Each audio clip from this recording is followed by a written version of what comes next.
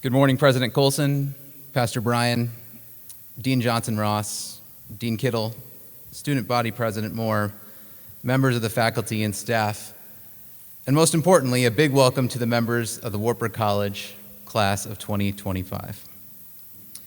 I can hardly believe that 12 years ago, I was standing here as Wartburg Student Body President, addressing the Wartburg College class of 2013.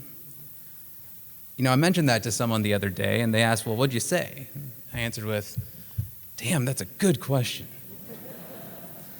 So hopefully my comments today are a bit more memorable than mine were 12 years ago. This year, you were asked to read Tell Me Who You Are, which, as you know, or you should know, is a book about having difficult conversations about race. When Lindsay told me that this was the book you're reading, I was excited for a lot of different reasons, but mostly because I had the good fortune of having difficult conversations about race and religion for the first time in my life right here on this campus. In fact, even to this day, I think about the night I was pacing back and forth in the lobby of the residence, right on the other side of campus, where I lived my sophomore year, talking to my parents on the phone about those conversations I had with fellow Knights on this campus. You see, like some of you, I grew up a religious and racial minority my entire life, just about 30 minutes south of here in Waterloo. But I had a privileged life. My parents are doctors. I went to a good school. I grew up in an affluent community. And nothing was ever really difficult for me.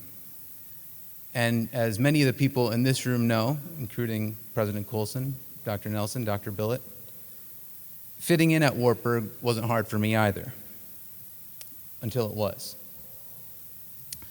You know, when I chose to attend Wartburg, I didn't really think about the fact that I was going to a Christian school.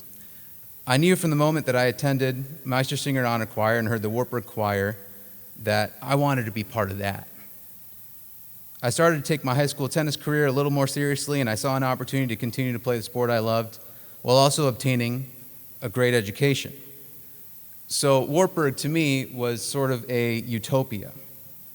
Beautiful campus, good facilities, great people, and unlimited opportunity. So you can imagine how surprised I was when a friend I met here started treating me a little bit differently because of who I was. All of a sudden, when he got the guys together to hang out, all of whom were white and Christian, I wasn't invited. All of a sudden, I was his audience for sort of testing new ways to share his thoughts about Christianity. So I guess I shouldn't have been shocked when he looked at me in the eye one day during my sophomore year and said, I'm struggling with how I can be friends with someone who doesn't believe that Jesus Christ is his Lord and Savior. I mean, think about that. Most of the audience here grew up as Christians. I'm sure you're all pretty cool. So imagine if I came up to you and said, you know, I don't think I can be friends with you because you don't believe that Krishna or Rama are incarnates of Lord Narayana, who I believe is God. Because as a Hindu, that's what I believe. I didn't know how to respond to him, so I responded with a question, and I asked, well, what do you know about Hinduism? Do you know that it's the oldest religion in the world? Do you know that it's actually older than Christianity? Do you know that, according to some historians, Jesus actually traveled to India and learned about Hinduism? Really? He said. I had no idea. Then a pause, and he said, well, we should talk more about this. And I said, yeah, you're my friend. I don't think that the differences between us should keep us apart. That night, after arriving back to the residence, I called my parents, and for the first time, I spoke to them about what it was like to feel different and in some ways excluded. So I asked them, Mom and Dad, have you ever felt this way? On the other end of the phone were two immigrants who came to this country in the late 1970s as young physicians with just a little bit of money and an accent. So naturally they laughed, and as best as I can remember, they said, oh yeah, that happens from time to time. And then they said something I'll never forget. They said, but that's okay. That's who we are, and that's what God has blessed us with. Look at your life. look how much good you have in your life. I'll admit that my friendship with that individual didn't last, but it wasn't because I wasn't ready to have a difficult conversation or two, or three, or four. But what that friendship taught me is that all of us can feel excluded at any time, regardless of our circumstances.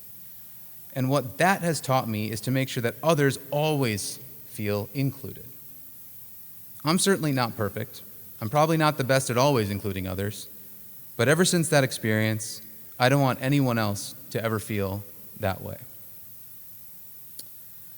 You know, I'm sure you're tired of hearing about this, and you probably won't truly understand it until years after you leave here, but Wartburg's mission says that the college is dedicated to challenging and nurturing students for lives of leadership and service as a spirited expression of their faith and learning. You know, the four words that I think get most lost in our mission are the words challenging and nurturing students. You might think that that means, well, that's their job. That's the faculty's job. That's the staff's job. Sure, maybe. But all of you are part of the college, too. All of us as alums are part of the college. So you can fulfill that mission by learning about each other, challenging each other's views of the world or of religion. You can challenge and nurture others by simply telling them who you are.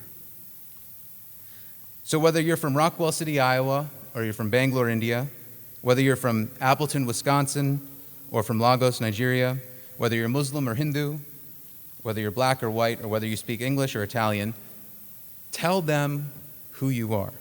And perhaps more importantly, ask them who they are. Don't be afraid of difficult conversations, because those conversations will help you here and in the years after you march down that very hallway after graduation. I'm so excited for all of you to embark on a journey similar to what I had on this beautiful campus. And I hope that you can create the same memories and lasting friendships that I still cherish today. I'll leave you with a few words from a hymn that I sang nearly every day for 4 years at the end of Wartburg Choir rehearsal. I can sense Dr. Nelson smiling back there. Thus may we abide in union with each other and the Lord. Thank you for spending some time with me today. Good luck and Godspeed.